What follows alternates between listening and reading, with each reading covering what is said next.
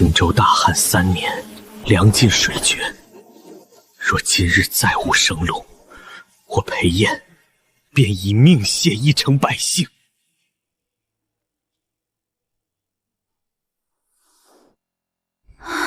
又来账单了，再没有客人的话，这个月真的要顶不住了。当初满心欢喜创业，现在只剩赔本硬撑了。进贼了！这鸟不拉屎的地方，连贼都这么想不开吗？谁啊？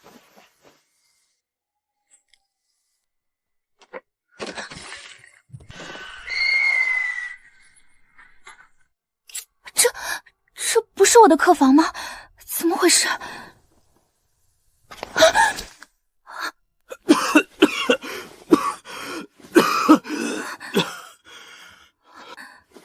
原来不是幻觉，阁下便是地府的勾魂使者吗？大哥，你没事吧？饿出幻觉了。大楚青州县大旱3年，赤地千里，颗粒无收，百姓饿殍遍地，已是人间炼狱。我裴燕身为青州父母官，无力回天。如今城中最后一粒米也已耗尽，蝗灾又起，连草根树皮都被啃食殆尽。我愧对圣上，愧对青州10万生民。今日我以死殉城，以谢天下。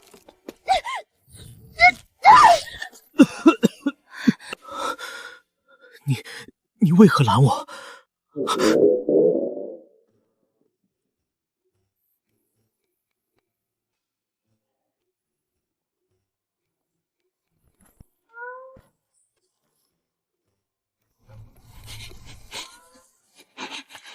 不管你是谁，先吃饱再说吧。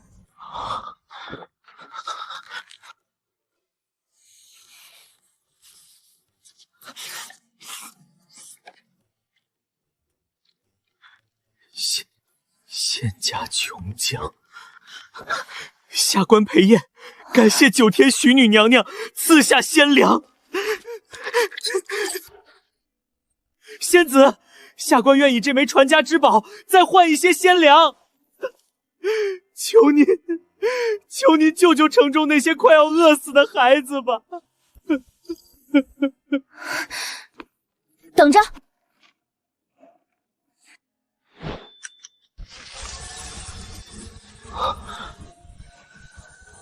仙子，此蛮，让开！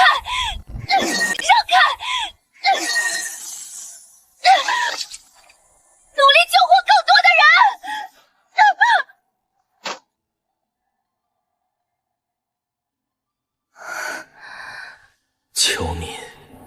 求您救救城中那些需要帮助的百姓吧。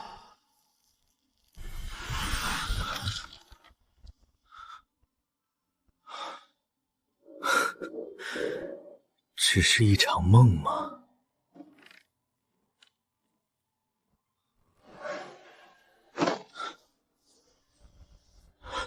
这是粮食。大人不好了！城东的张屠户和李铁匠，他们把孩子绑起来了。不！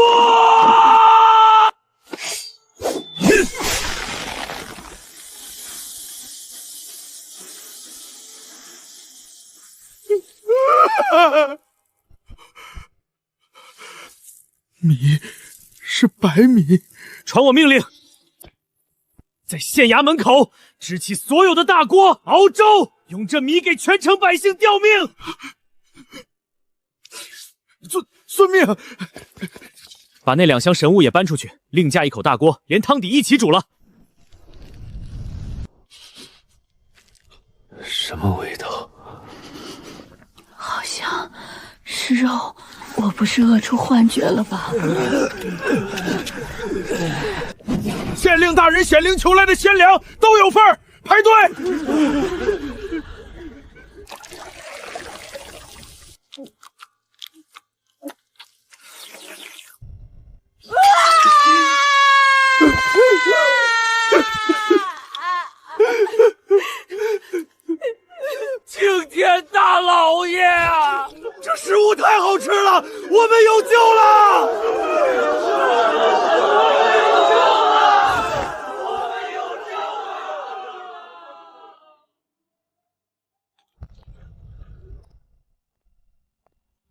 钱全当向你借的了，等我赚到钱，一定把钱还给你。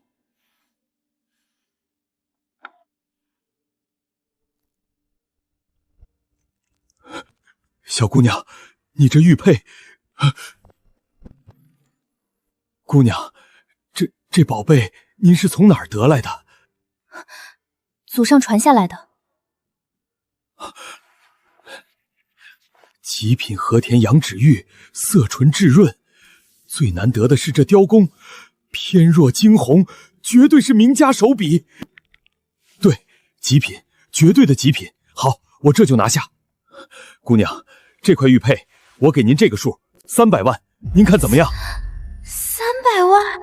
可以，但我要全款，现在就转账。你同意的话，我们立刻成交。哈哈哈，没问题，姑娘真是痛快人。林夏，房租什么时候交？我告诉你，今天再不交，就赶紧收拾东西滚蛋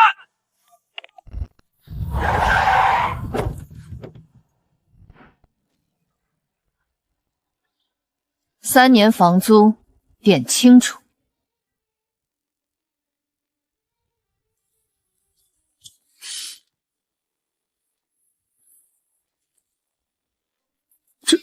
这得多少钱啊？哎呦，李小姐，你放心租，我再也不会打扰你了。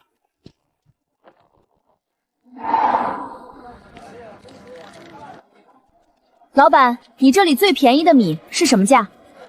陈米1.2块一斤，量大可以再给你让点儿。你这里有多少吨？妹子，我这仓库里别的没有，就是陈米多，100吨都有，100吨怎么？你还能全包了不成？小丫头，口气倒不小。对，我全包了。另外，再给我来50吨面粉，也是最便宜的那种。你说啥？我说100吨米，50吨面粉，我全要了。我现在付定金，你马上安排车，今天日落前必须全部送到山水居。做得到，这笔生意就是你的。支付宝到账20万元。快，都愣着干什么？把所有的车都给我开出来装货！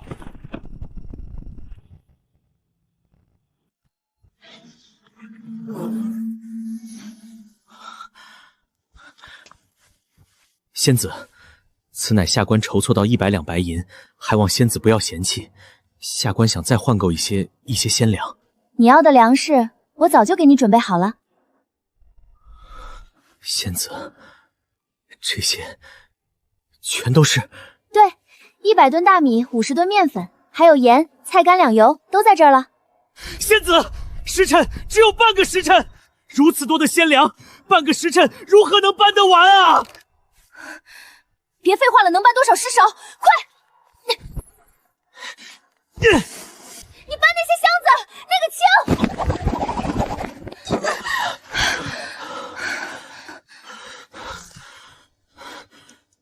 仙子，来不及了，真的来不及了。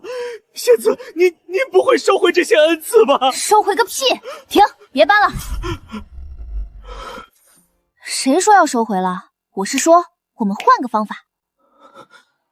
从明天开始，白天的时候我会把这个房间清空，然后用粮食把这里塞满。等到晚上12点，你的房间和我的房间一合换，这些粮食不就直接出在你书房的原位了吗？到时候粮食就在你那边了，你只需要找人把101客房里的粮食往外搬，粮食就能永久的留在你那边了，这不比我们俩在这儿当苦力快1倍？仙子大才！所以你现在最重要的任务，不是在这儿搬东西，而是回去之后立刻找到你绝对信得过的心腹手下，让他们死死守住你的书房附近，记住，是死守。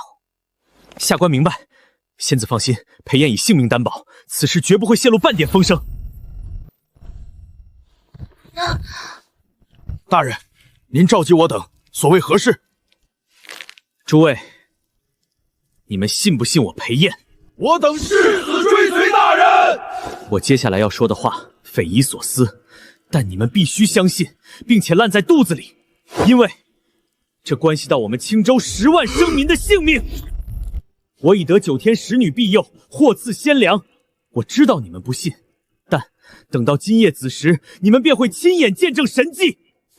我命令你们从现在起，守住这间书房的所有出口，任何人不得靠近。子时一到，无论书房里发生了什么，你们的任务只有一个：把里面的东西用最快的速度全部搬出来，运到后院仓库。都听明白了吗？遵命。林老板，这床也要搬出去啊？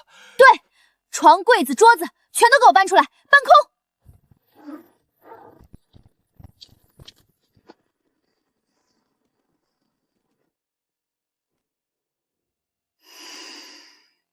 今晚12点。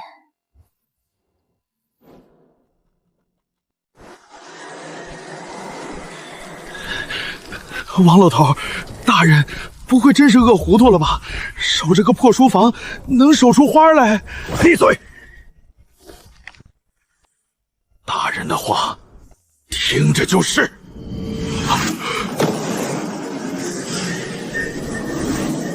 戒备！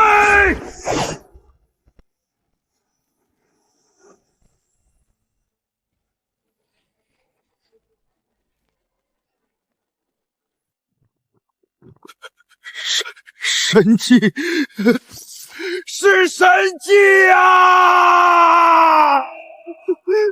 真的是仙良！大人没有骗我们，我们有救了！还愣着干什么？大人说了，只有半个时辰，搬，给老子玩命的搬！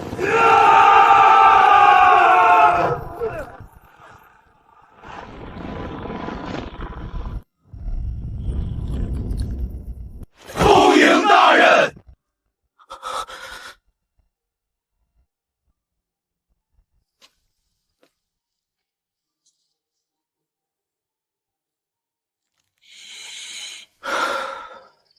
王叔，属下在。传我命令，征用所有闲置的铁锅柴火。明日卯时，在成州东西南北4街各设10处施粥点。所有衙役，现在好好回去休息，明天全员上街维持秩序。敢有趁乱闹事者，杀无赦。是。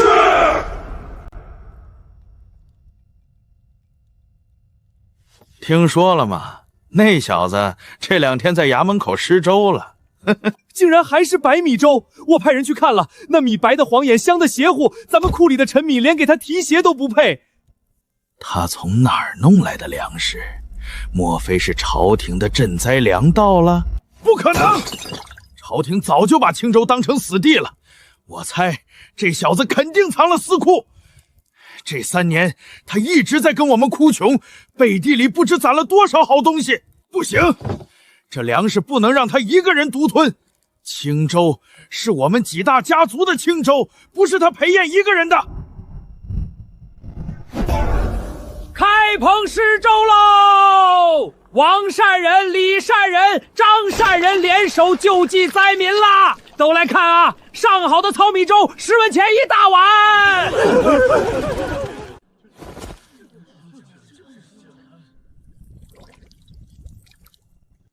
这也能叫粥？10文钱1碗，爱喝不喝。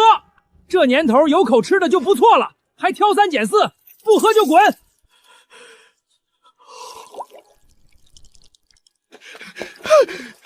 大人，王立章那3个老东西在外面摆开粥棚卖发霉的沙子粥，他们这是在打您的脸啊！我知道他们会来。大人，咱们怎么办？要不要小的们出去把他们的摊子给砸了？砸？为什么要砸？让他们卖。我倒要看看他们的猪食能卖多久。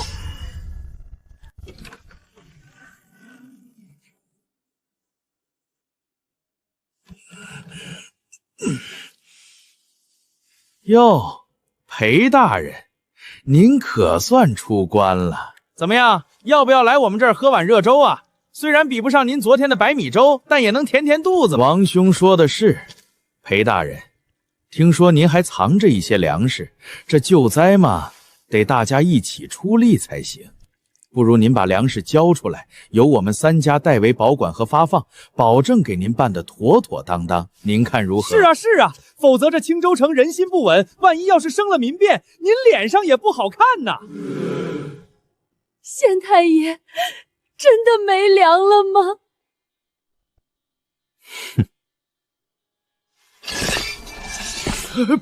裴炎，你想干什么？我等可是朝廷册封的乡绅，你敢动我们？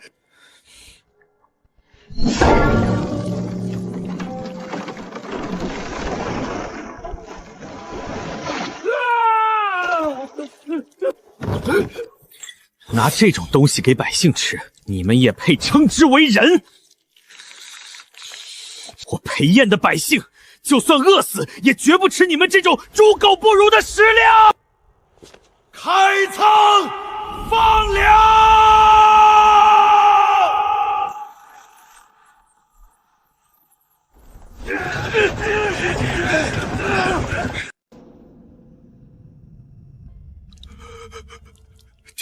天啊！神仙米，是神仙米呀！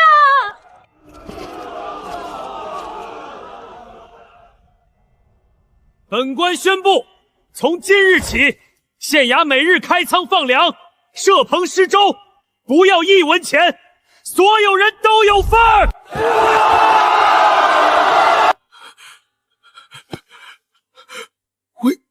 为什么？老爷，老爷！朱子哥，你带几个人把那边的米给我往101房间里搬。二狗，你动作快点儿，面粉码整齐了，别把袋子弄破了。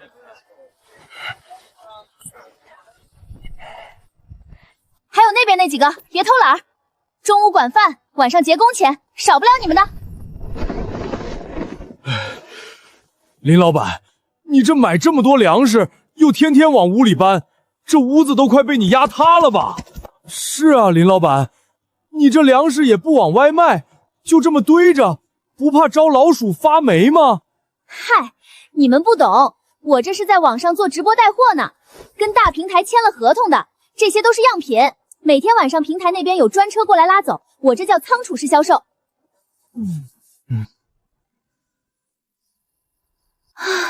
150吨粮食、面粉，还有不计其数的食盐、榨菜、食用油，终于全部安全转移到了古代。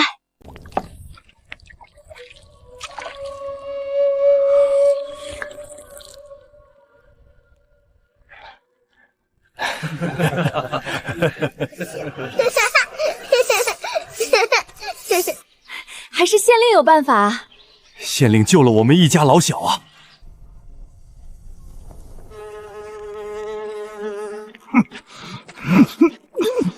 这什么玩意儿？一股霉味儿，还硌牙。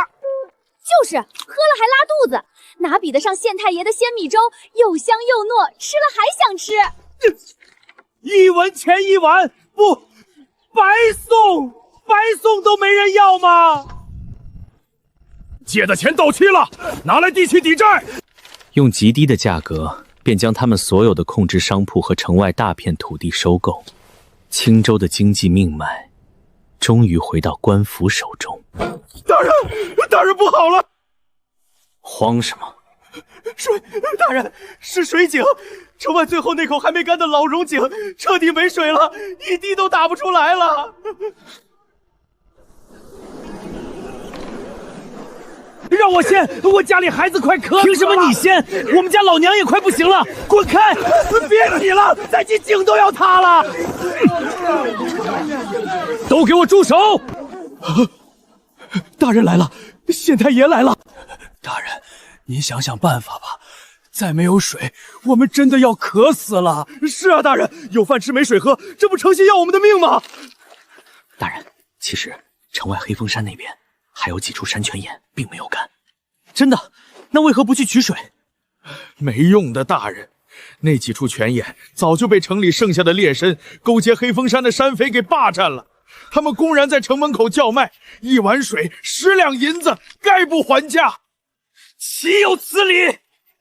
派人去跟他们交涉，告诉他们，只要肯放开水源，本官可以既往不咎。大人，派去的人昨天就回来了，他们说想要水也行，拿鲜米来换， 1斤水换100斤鲜米。混账！大人，我们跟他们拼了，冲上黑风山，抢了他们的泉眼。怎么拼？你们看看自己，大家渴得连刀都快拿不稳了，怎么去跟那些以逸待劳的山匪斗？哟，老裴，今天你怎么了？夏姑娘，青州要断水了，大旱3年，劣绅勾结山匪霸占了仅存的泉眼，1斤水要换100斤鲜米。你把青州城的地形还有那些水井的深度跟我详细说说。青州地处平原，周围河流干涸，城里水井最深的不过10几丈。老裴，我告诉你，你们的地下水根本没干。水井没干，可所有的井都……那是因为你们的井打得太浅了。大旱3年，浅层地下水确实枯竭了，但是更深层的地下现存蒸，肯定还有水，只是你们古代打井技术不行，够不到而已。夏姑娘，您的意思是有办法？当然有办法，想要水是吧？等着，明晚我给你送一条能吞云吐雾的钢铁神龙过去。钢铁神龙究竟是何神物？能吞云吐雾的钢铁神龙，莫非是上古异兽遗种？老板，你这里功率最大的深井抽水机是哪台？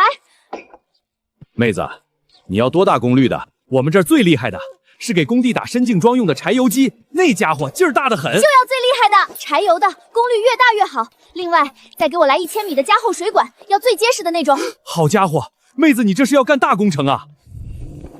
就是它了，多少钱？机器加1000米水管和配套柴油，算个整数，5万。滴，支付宝到账5万元。妹子，你可真是痛快人，我马上安排装车。喂，李工头吗？带上大锤、撬棍，来我民宿。对，给我砸墙。林老板，这可是新装修的呀，砸了多可惜。少废话，砸坏了算我的。把门口给我扩到3米宽，今天必须弄好。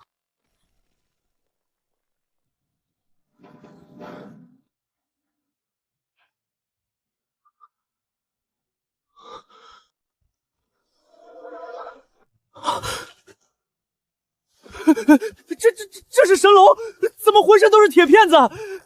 大人，这东西怎么用？这里有图，快按照仙子图上的指示，把这些管子连起来，把这个头沉到井底，越深越好。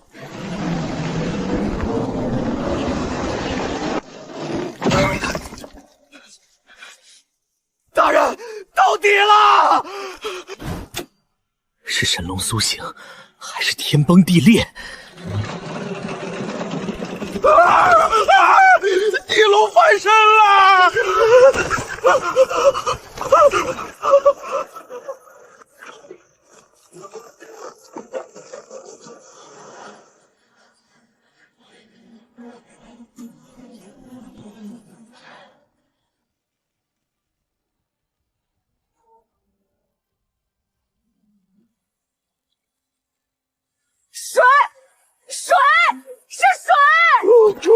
有水喝了，真的有水喝了！神龙是神龙吐水呀！龙王爷显灵了，龙王爷没有抛弃我们青州啊！龙王显恩，龙王显恩！这不是龙王，这是神迹，是夏姑娘的仙术，千真万确啊，老爷！那水柱冲起几丈高，城里的池塘全满了。完了，咱们这泉水一滴都卖不出去了。咱们投入了全部家当。龙大当家，我再出500两银子，你带上你最精锐的弟兄，今晚潜入县衙，把那条什么狗屁钢铁神龙给我砸个稀巴烂！钱老爷放心，老子手下这帮兄弟开山裂石的本事都有，砸个铁骨头手到擒来。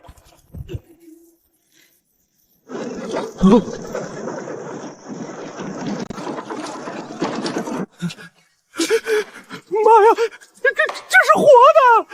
怕什么？大当家说了，砸了他，一人赏100两银子，一起上！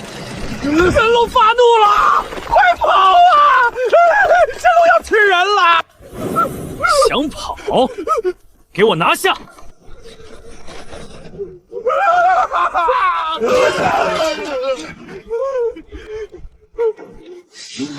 说，谁派你们来的？我说是钱老爷和龙大当家，他们就在黑风山。目标黑风山，今夜踏平匪寨，活戳猎参。现在该跟你们算算垄断水源、草菅人命的账了。800里加急，圣旨到！是朝廷派人送赈灾粮种来了。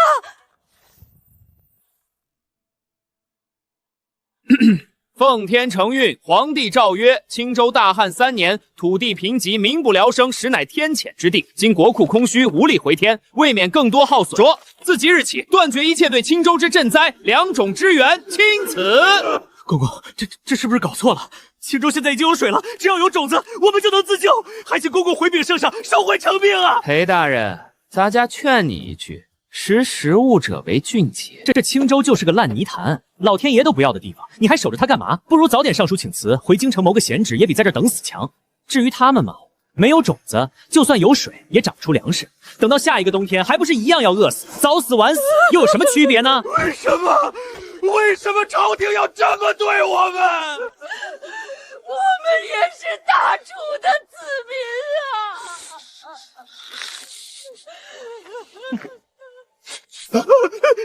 你想干什么？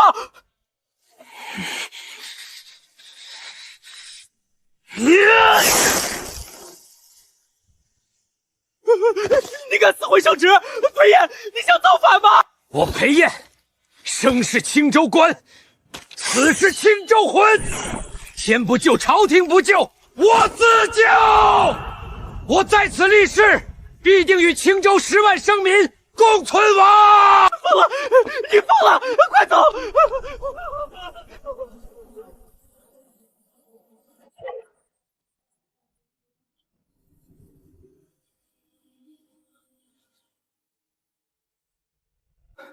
夏姑娘，对不住，又要麻烦你了。怎么了？水不是弄出来了吗？我原以为解决了水，一切都会好起来，没想到没有种子，我们连第一步都迈不出去。我想向您求取一些粮种。我靠，这什么屁朝廷！不给赈灾就算了，连种子都不给，这是要把人往死里逼啊！不就是种子吗？多大点事儿？他们不给，我给，不就是种地吗？老娘还是专业的呢。张教授，我想跟您订购一批种子，对，就是咱们农大最新研发的那个圣光3号，要多少？先来个10吨吧。除了种子，咱们学校的复合茴还有吗？劲儿最大的那种，也给我来个几10吨。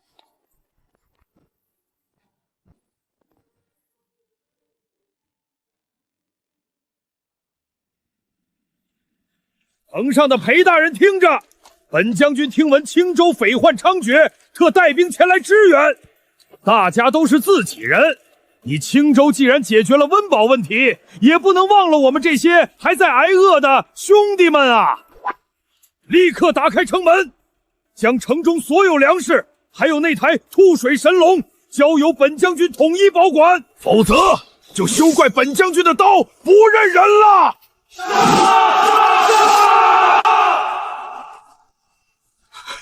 大人，怎么办啊？要不就把粮食分他们一点吧，保命要紧啊！绝不投降！粮食是仙子赐的，神龙是龙王爷给的，谁敢抢，老子就跟他拼命！对，拼了，大不了一死，18年后又是一条好汉。敬酒不吃吃罚酒，放箭，躲开！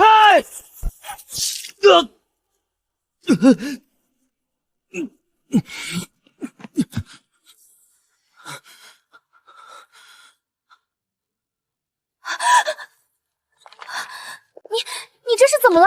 夏姑娘，我们可能要打仗了，对方有3000人，全是精兵，我们撑不了多久，求您救救青州。3000人攻城，这剧本不对啊！说好的种田当首富呢？去哪儿弄热武器？那是犯法的。等等，谁说打仗一定要用进攻性武器？只要对方砍不动，人再多有屁用！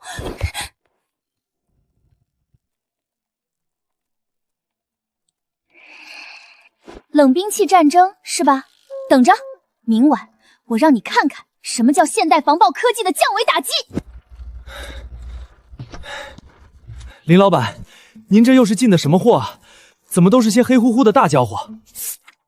剧组道具，拍科幻片的。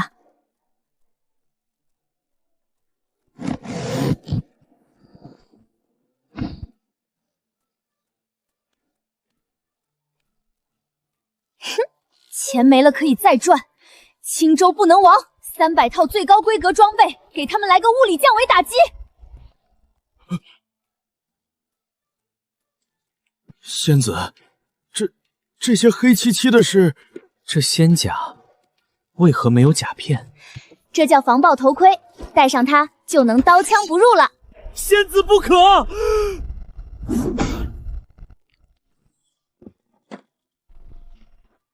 啊！刀枪不入！这世上竟然真的有如此神物，天兵天将穿的仙甲呀！来人，传我命令，所有人脱下号衣，换上仙甲。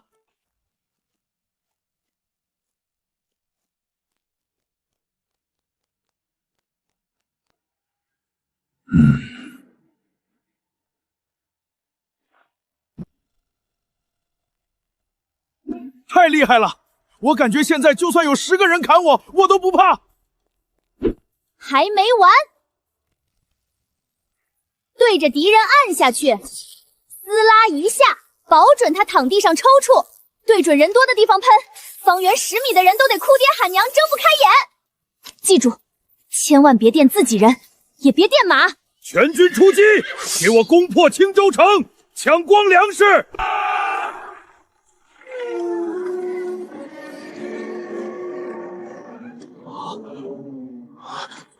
这是投降了？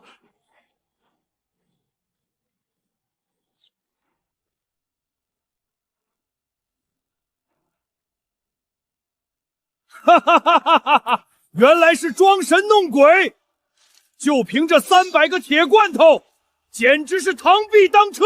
给我打！杀！放箭！放箭！完了！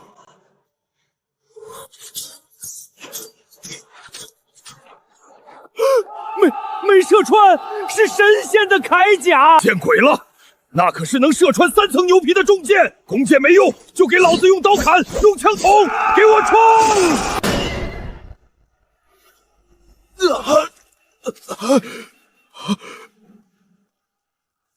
举盾，喷水！喷水！喷水！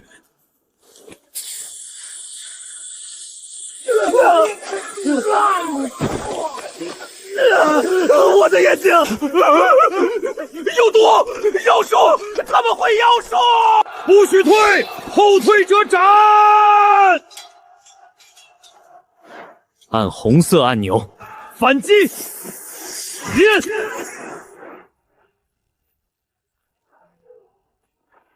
雷公，他们请来了雷公助阵，跑啊！赵将军，仗还没打完，这是要去哪儿啊？滚开！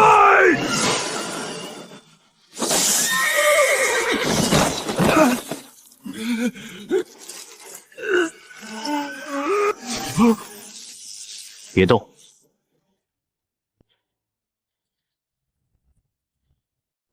大人，这5颜6色的沙子真的是肥料吗？这闻着一股怪味儿，不会是毒药吧？撒到地里，别把秧苗都给毒死了。是啊，大人，我们祖辈都是用农家肥，从没见过这种东西。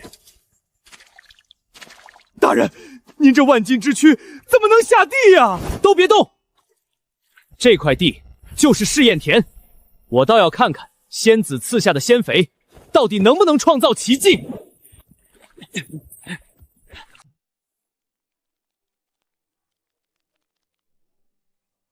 神肥，神肥呀！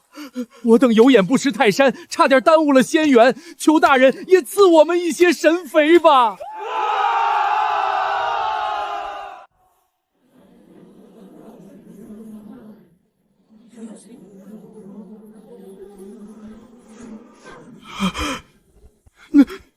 是什么？大旱之后必有大蝗。是蝗虫，千万级的蝗灾来了！完了，全完了，全完了！救命啊！裴大人，救命啊！我的云州被蝗虫啃成白地了。有办法的，这是皇神发怒，是天罚，必须开启古籍禁阵，用活人做阵眼，方能平息神怒。古籍上有记载，架起天火大阵，献出100人的命源，这蝗虫就会退去。你疯了！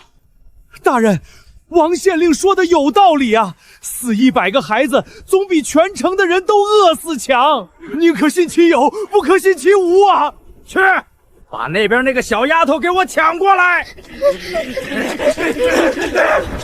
你们敢！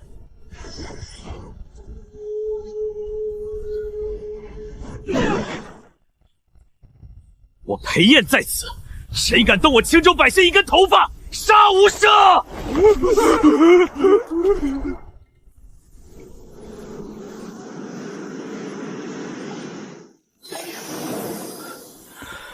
林夏姑娘，我可能真的无能为力了。我不知道明天太阳升起时，青州是否还存在。他们竟提议架起通天火堆，竟要以100名无辜之人的性命去换，何其荒唐，何其残忍！一次消灾，惶祸便会退去。说什么？胡说八道！神明从无害人之说，唯有愚昧的执念伤人。这都什么年代了，还搞这种文化？老裴，你回去告诉那个什么狗屁县令，告诉他们，神罚确实要降临了，但罚的不是人，是这群虫子。林老板，您这是承包了多大一片果园啊？买这么多大家伙？小本生意。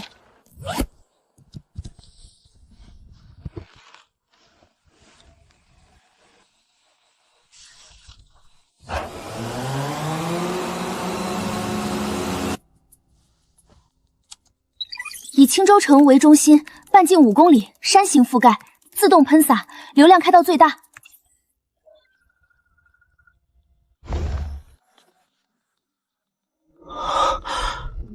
仙子，这些就是您说的？这叫无人机，你也可以叫它神鸟。老裴，你看好了，这个圆形的大家伙叫电池，从这里塞进去。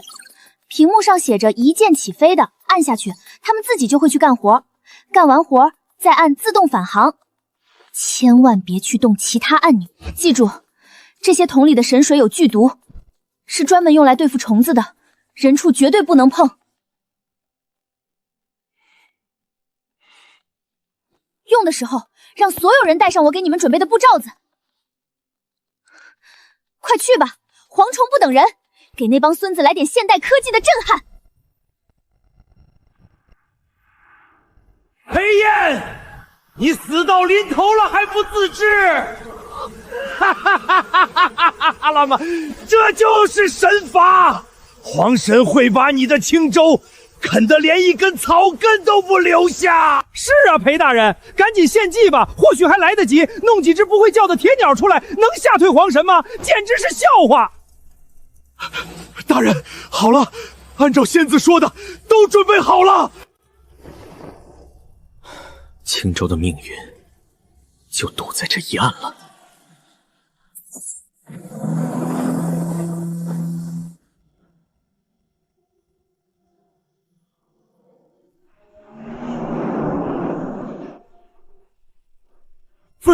飞起来了！铁鸟真的飞起来了！神鸟是神鸟啊！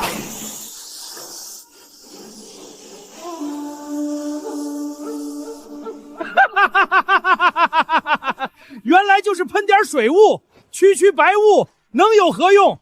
给皇神洗澡吗？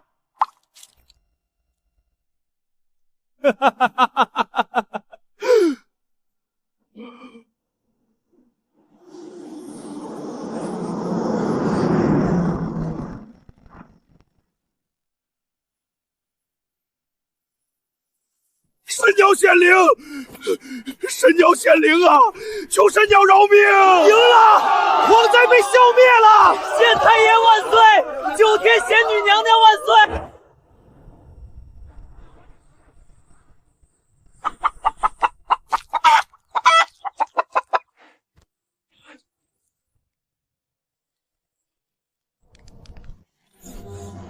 夏姑娘，请尝尝，这都是托您的福。好吃。老裴，你们这日子过得可以啊，都吃上烧鸡了。陛下，北方大旱，南方洪水，国库空虚。青州，那个被朕放弃的地方，亩产1000斤，钢铁神鸟，吐水神龙，刀枪不入。荒谬，简直是荒谬！这裴燕在故弄玄虚，欺上瞒下。传朕旨意，命户部侍郎李严为钦差大臣，即刻赶赴青州，以征收赈灾粮为名，给朕好好查一查他到底在搞什么鬼。传圣旨，今北方灾情严重，特命青州上交今年所有储产之80%，以充国库。钦此。什么80%？那我们吃什么？我们快饿死的时候，朝廷不管，现在丰收了来抢劫。钦差大人远道而来，只是这80%粮食，不是我不想交，而是怕你这点人带不走。怎么，裴大人这是要抗旨不成？区区几万亩贫瘠之地，就算丰收，又能产出多少粮食？还能把本官带来的粮车装满不成？乖乖交出粮食，献上神鸟神龙！若敢说半个不字，本官今日就摘了你的脑袋！哼，大人若是不信，不妨亲自去田间看一眼，便知分晓。哼，装神弄鬼！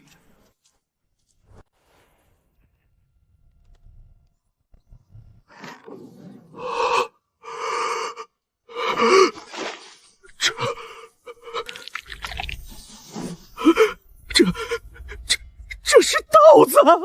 裴燕，你好大的胆子，竟敢用这种假稻子来糊弄本官！你以为本官是不通农业的3岁小孩吗？就是，肯定是拿什么东西粘上去的。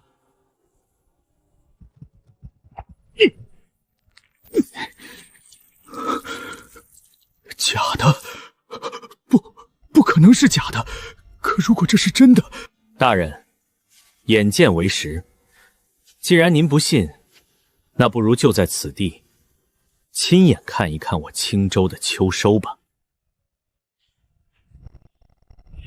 海林，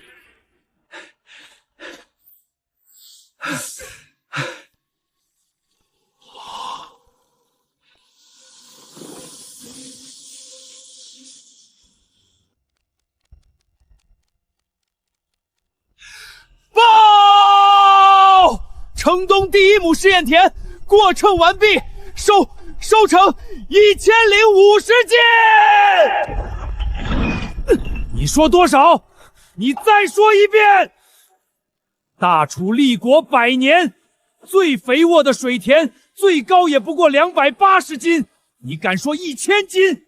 你是不是活得不耐烦了？小的没谎报，秤就在那儿。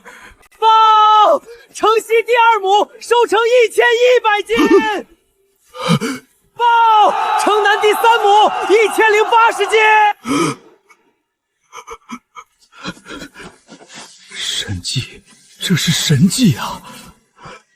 神迹！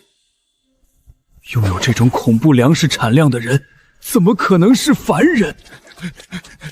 裴神仙，下官有眼不识泰山，冒犯了您，求您大人有大量，饶了下官吧。这80%的粮食，不，1成下官都不要了，只求您日后照拂下官1、2啊。大人言重了，这粮食该交还是要交的，就凑个整数，交10万担，也算青州为国分忧了。好，全听大人的。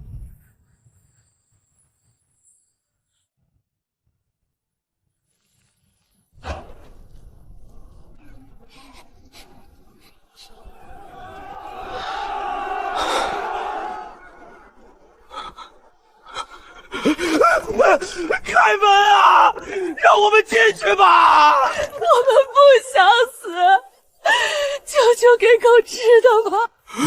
天啊，这得有100万人吧！放他们进来，我们辛辛苦苦种的粮食够吃吗？到时候大家一起饿死！可不放，他们会饿死在城外啊！大人，下令吧，下令决断吧！青州是我们好不容易建起来的家园，不能毁了呀！为了10万百姓，当断不断，必受其乱啊！大人，人间炼狱，难道要亲手将他们推回地狱，亲手杀死他们吗？怎么了？看你这愁眉苦脸的样子，又遇到麻烦了？我不知道该怎么办。放他们进来，青州会垮；不放，他们会死。我下不了杀人的剑令。多少？你再说一遍，多少人？大概100万。老裴，你发财了，知不知道？发财？我都要愁死了！那可是100万张等着吃饭的嘴啊！他们只会消耗粮食。谁说他们只会张嘴吃饭了？老裴，你听好了，白给饭吃那叫圣母，迟早拖垮你自己。但在我们这里，这不叫流民，这叫人口红利。听过以工代战吗？以工代战。不给他们白吃，想吃饭，用劳动来换。你看看现在的青州最缺什么？缺更高更坚固的城墙，缺宽阔的道路，缺抵御天灾的水利工程，这些都需要人。现在100万只需要管饭的免费劳动力送上门，你居然想赶走？你这是要把金山往外推啊！对啊，有了仙道，我最不缺的就是粮食。用粮食换劳动力，建设一更强大的青州。我明白了，夏姑娘，我明白了。可是，建成需要无数砖石泥瓦，青州山石稀少，土窑荒废，我们没有材料啊。谁说要用你们古代那种又慢又易碎的破砖烂瓦了？第一份，现代波特兰高排号水泥配方及土法烧制流程；第二份，新式轮窑红砖高效烧制技术详解。老裴，准备好迎接基建狂魔的洗礼吧！青州不养闲人，只要肯干活，就有吃不完的大白米饭。干活就给饭吃，管饱，走，死也死在城门口。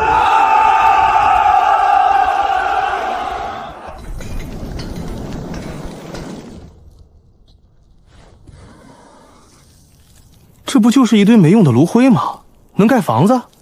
嘘，县太爷说是神物，咱们只管干活拿饭吃。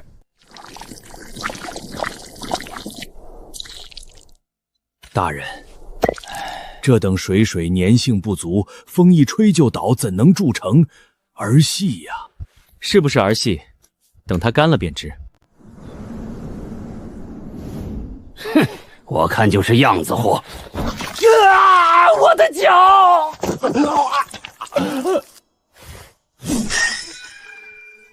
天啊，比石头还硬！点石成金，这是仙人点石成金的法术。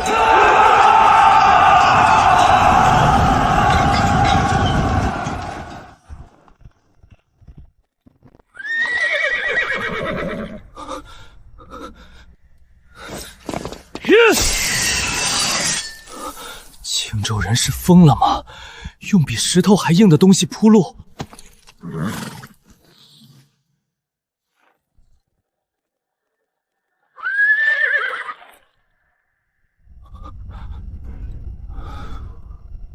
在这样的城墙面前，任何云梯、冲车都将成为一个笑话。水泥路一日千里，5丈高一体浇筑的城墙，还有能容纳1000人的筒子楼。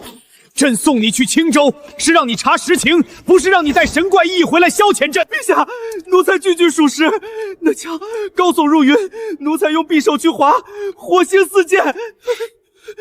你的碎甲匕首削铁如泥，什么路能让他切不断？看来下面的人都把朕当傻子了。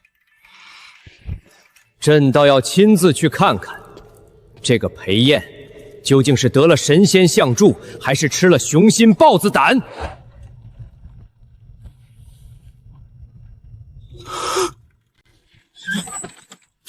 这就是青州。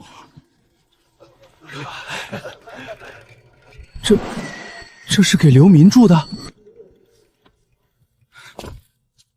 用砖头和琉璃给流民盖房子，裴彦疯了！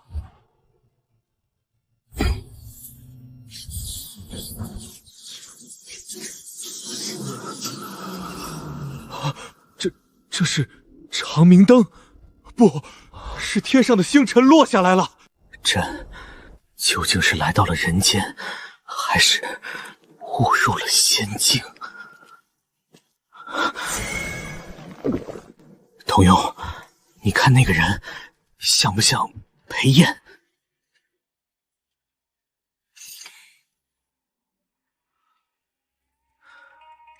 草民裴彦，见过李先生。大胆！裴彦，你可知罪？若说建此城、铺此路，让百万流民有饭吃、有衣穿、有屋住是罪，那裴彦罪该万死。放肆！你用妖术秽乱人心，私建雄城，俨然自成一国。你眼里还有没有朕？还有没有这大楚的江山？妖术？陛下，您觉得这是妖术？那让居者有其屋是妖术，让饥者有其食也是妖术。陛下，您是天子，您告诉我，若世上真有神仙，那神仙之术是该用来救人，还是杀人？如果这是妖术，全天下的百姓恐怕都盼着这妖术降临。神仙，你是指那个传闻中的九天玄女？夜深天寒，陛下若不嫌弃，不如入城一叙。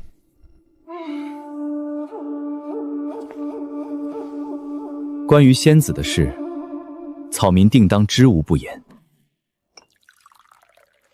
这些都是那位仙子所赐。是，不止这些，从刀枪不入的仙甲，到灭杀蝗灾的神鸟，再到亩产千金的仙道，以及铸成的红砖水泥之法，皆是仙子垂怜，不忍见苍生受苦，故而赐下。不是前朝宝藏，不是百年奇才，荒诞不经的神仙传闻，竟然是真的。他为何选中你？因为青州最苦，而我恰好是青州的县令。朕要见他！陛下，已经晚了，在青州城步入正轨之时，仙子便已经消失。裴彦，大楚不止一个青州，北方的旱灾还在继续，南方的水患依旧未平，边关将士缺衣少食，国库空虚非一日之寒。朕需要你，朕需要你把青州的神迹带到大楚的每一个角落。朕封你裴彦为当朝丞相，总领天下政务。朕给你一人之下，万人之上的权力。朕将整个大楚的国库都交给你来调配。朕只有一个要求，让这盛世如仙子所愿。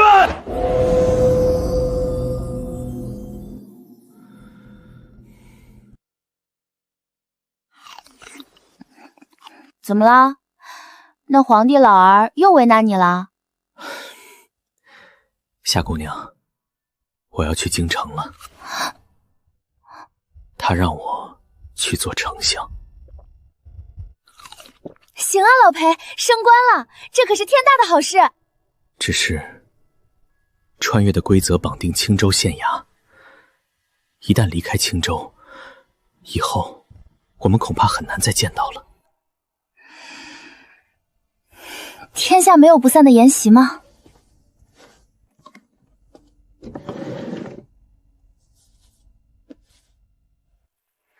那送你的升官礼物，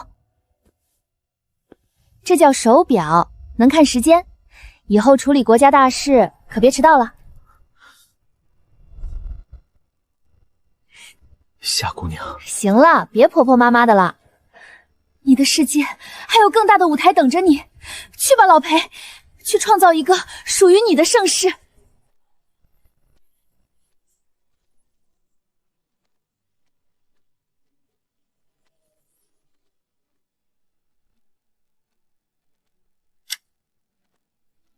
一个人也该去看看这个世界了。